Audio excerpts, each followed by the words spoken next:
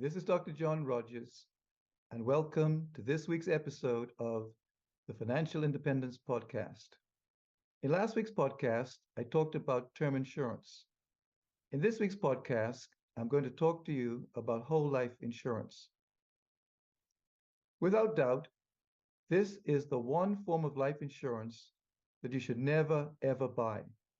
Although many people do, because they are fooled by the false promises and deceptive tactics of the insurance companies. Remember, the profits of insurance companies are equal to their premium income minus sales commissions to agents, plus operating expenses, plus claims paid out. So insurance companies do their best to maximize premium income and minimize operating expenses and claims paid out. In terms of premiums, even though term life insurance policies are the most economical policies to purchase, insurance companies still make a huge profit on these policies. For example, for every $100 that an insurance company receives in term premiums, it only pays out $20 to $85, or stated differently, their profit margin is between 15 to 85%. Also, all insurance companies depend on a network of insurance agents to sell their policies. In exchange for this, insurance agents are handsomely compensated. For example, life insurance agents, like loans officers in banks, wear two hats, that of the insurance company that they represent and that of their own. The more policies they sell, the more money the insurance companies make, and the more money they make. So the bottom line is to use every trick in the book to entice customers to buy high premium insurance policies, which will enrich both the insurance companies and themselves, but impoverish the policyholders. Generally speaking, market conditions determine operating conditions and the commissions of sales agents. As a rule of thumb, operating costs and sales commissions are much higher in the Caribbean than the United States. This is one of the reasons why insurance premiums are so much higher in the Caribbean than in the United States. 60% of all Americans have life insurance policies, and 99% never claim on the insurance because either they discontinue their policies or they outlive their policies. In each of these circumstances, the insurance companies make out like bandits because they get to keep all of the accumulated premiums, less expenses paid in commissions and operating expenses, and any death claim paid out goes right to their bottom line. Insurance companies like to sell whole life policies instead of term insurance policies because they make more money when they sell a whole life policy. For example, for the same amount of coverage, the whole life premiums are 95% more than the premiums on a term life insurance policy. In other words, if the premium is $5 for a term policy, the premium for a whole life policy with the same face value would be $95.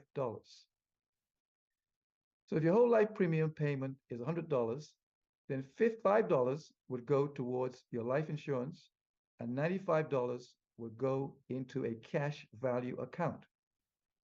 Now, policyholders are told that one of the advantages of a whole life policy is that you'll be able to borrow up to the value of your cash value balance, and that your family will receive on your death the cash that is accumulated in your cash value account. However, this is a great example of insurance trickery because the insurance company will invest all of the money on their behalf and pay you a low rate of return on the cash value. Furthermore, if you want to access the cash in your cash account, you have to pay the insurance company to borrow your own money. This is like having a savings account at a bank and the bank charging you interest of 2.5%, say, to borrow your own money. And to boot, The insurance company doesn't tell you that the interest rate that your money earns in the cash account does not accrue to your account, but instead is used to lower the premiums that you pay towards the latter years of the policy. In effect, the insurance company earns interest on the money that you have in your cash account over the entire time that your policy is active, and all of this interest accrues to their account. As a matter of interest, insurance companies take your dollar premiums and buy US Treasury bills and bonds.